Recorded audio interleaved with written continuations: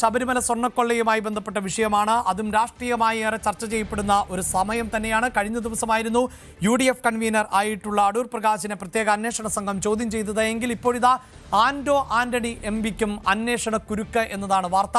ശബരിമല സ്വർണ്ണക്കൊള്ളയിൽ അടൂർ പ്രകാശിന് പിന്നാലെ ആന്റോ ആന്റണിയെ ചോദ്യം ചെയ്യാനാണ് SIT നീക്കം എങ്കിൽ നെടുംപറമ്പിൽ ഫിനാൻസ് ഉടമ NM രാജുവിന്റെ വെളിപ്പെടുത്തലിന്റെ അടിസ്ഥാനത്തിൽ ചോദ്യം ചെയ്യലിന് ഹാജരാകാൻ നോട്ടീസ് നൽകാനാണ് ED തീരുമാനം.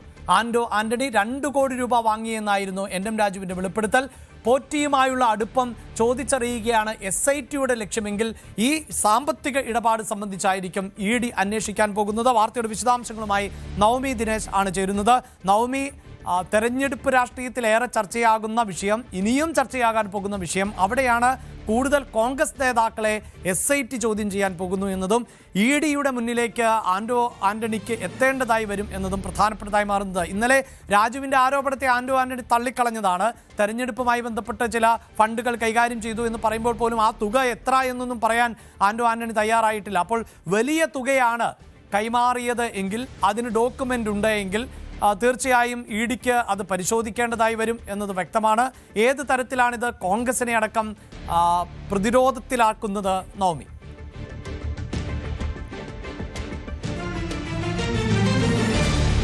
അഭിലാഷ്, ഇന്നലെയായിരുന്നു NM രാജു എറണാകുളത്ത് മാധ്യമങ്ങളെ കണ്ടപ്പോൾ ആന്റോ ആന്റണിക്ക് താൻ തിരഞ്ഞെടുപ്പുമായി ബന്ധപ്പെട്ട 2 കോടി രൂപ കൈമാറിയിരുന്നു, അത് തിരികെ നൽകിയിട്ടില്ല, പലതവണ ആവശ്യപ്പെട്ടുവെങ്കിൽ പോലും 20 ലക്ഷം രൂപയാണ് തിരികെ നൽകാൻ അദ്ദേഹം തയ്യാറായത്. തന്റെ മകളടക്കം അദ്ദേഹത്തിന്റെ വീട്ടിലെത്തി ഇതുമായി ബന്ധപ്പെട്ട കാര്യങ്ങൾ ചോദിച്ചറിയുകയും ഒക്കെ ചെയ്തിരുന്നു. പണം നൽകണമെന്ന് ആവശ്യപ്പെട്ട് 10ലധികം തവണ നമ്മൾ അവിടെ എത്തിയിരുന്നു. പക്ഷേ അദ്ദേഹം പണം തിരികെ നൽകാൻ തയ്യാറായില്ല എന്നായിരുന്നു NM രാജു വെളിപ്പെടുത്തിയത്.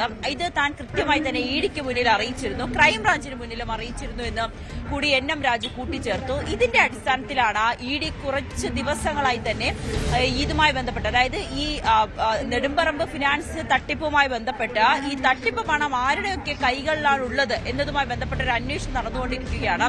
അതിനിടയിലാണ് NM രാജു തന്നെ നിർണായകമായിട്ടുള്ള ഒരു വെളിപ്പെടുത്തൽ നടത്തുകയും അതിന്റെ അടിസ്ഥാനത്തിൽ ആന്റോ ആന്റണിയെ ചോദ്യം ചെയ്യാമെന്നൊരു നീക്കത്തിലേക്ക് ED കടക്കുകയും ചെയ്തിരിക്കുന്നത്. അതായത് EDയുടെ വിലയിരുത്തൽ അനുസരിച്ച് ഈ തട്ടിപ്പ് തുക തന്നെയാണ് ആന്റോ ആന്റണിയുടെ കൈകളിൽ എത്തിയതെന്നാണ്. അങ്ങനെയാണെങ്കിൽ അത് എങ്ങനെയാണ് ഈ 2 കോടി രൂപ ആന്റോ ആന്റണി ഏത് വിധേന ചിലവാക്കി, പ്രത്യേകിച്ച് തിരഞ്ഞെടുപ്പിന് വേണ്ടി ചിലവാക്കിയെങ്കിൽ അതിൽ കൃത്യമായിട്ടുള്ള രേഖകൾ കാണണം, അത് തിരികെ നൽകിയിട്ടുണ്ടോ, ഇതടക്കമുള്ള കാര്യങ്ങളായിരിക്കും ആന്റോ ആന്റണിയിൽ നിന്നും ED ചോദിച്ചറിയുക.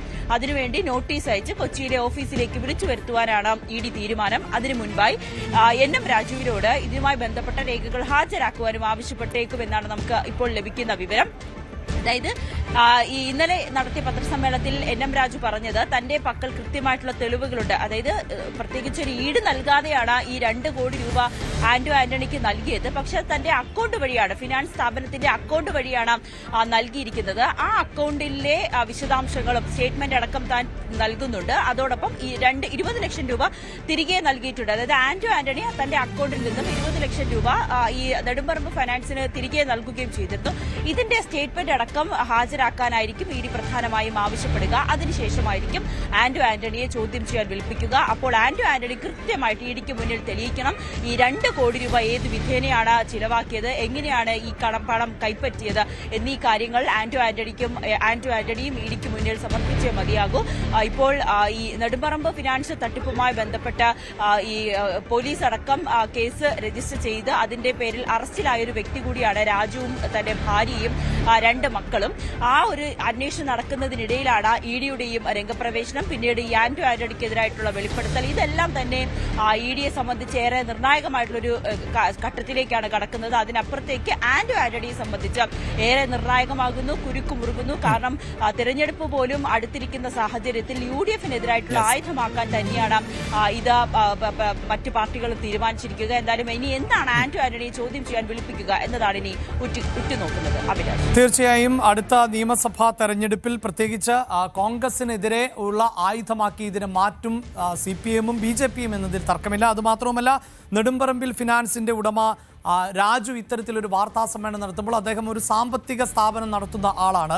അദ്ദേഹം പറയുന്നത് 2 കോടി രൂപ ആന്റണി കൈപ്പറ്റി എന്നുള്ളതാണ്. അതിന് അദ്ദേഹത്തിൻ്റെ കയ്യിൽ തെളിവുകളോ രേഖകളോ ഉണ്ടാകേണ്ടതാണ്. കാരണം ബാങ്ക് ഇടപാട് ആണ് എങ്കിൽ തീർച്ചയായും അവിടെ അതിന് കൃത്യമായ മറുപടി നൽകേണ്ടതായി വരും MP. അതല്ലാതെയാണ് നൽകിയത് എങ്കിൽ തീർച്ചയായും അത് തെളിയിക്കുക എന്നതും ശ്രമകരമാണ്. പക്ഷേ ഈ തെരഞ്ഞെടുപ്പ് ഫണ്ട് എന്ന് പറയുമ്പോൾ ഒരു ലോക്സഭാ തെരഞ്ഞെടുപ്പിൽ ഒരു MPക്ക് 2 കോടി രൂപ തെരഞ്ഞെടുപ്പ് ഫണ്ടായി നൽകിയെന്ന് പറയുമ്പോൾ പോലും അതിൽ പ്രതിസന്ധിയുണ്ട്. കാരണം തെരഞ്ഞെടുപ്പിൽ ചെലവാക്കാവുന്ന തുക ആ തുകയേക്കാൾ ഏറെ ഉയർന്നൊരു തുകയാണ് ഈ 2 കോടി രൂപ. അതിനും ചിലപ്പോൾ ചില ന്യായങ്ങളൊക്കെ പറയാം. അത് പല മണ്ഡലങ്ങളിലേക്ക് ഉപയോഗിച്ച തുകയാണ് എന്ന ന്യായമൊക്കെ വേണമെങ്കിൽ പറയാം. പക്ഷേ KPCCയുടെ അധ്യക്ഷ പദവിയിലേക്ക് അടക്കം ഉയർന്നു കേൾക്കുന്ന ഒരു പേരാണിത്. അവിടെയാണ് ശബരിമല സ്വർണ്ണക്കൊള്ളയിൽ ഈ പേരുകൾ, അടൂർ പ്രകാശിൻ്റെയും ഒക്കെ പേരുകൾ വരുന്നത് പ്രതിസന്ധി സൃഷ്ടിക്കുന്നത്. കൂടുതൽ വാർത്തകൾക്ക് News 18 Keralam YouTube channel subscribe ചെയ്യുക.